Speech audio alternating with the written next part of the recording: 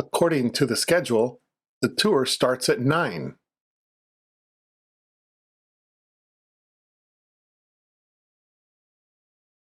The repair calls for some special tools.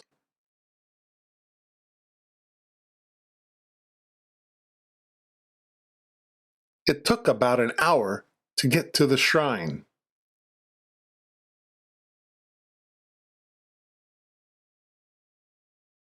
We stood in line for about 30 minutes.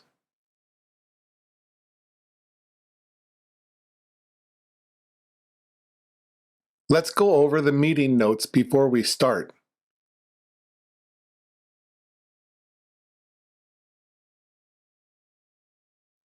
The technician is busy right now.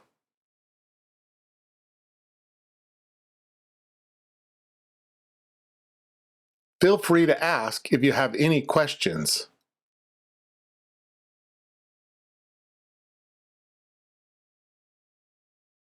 The store has been voted Best Sushi 3 years in a row.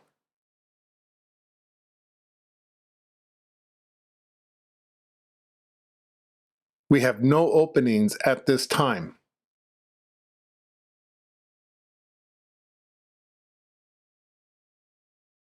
A map was included along with the guidebook.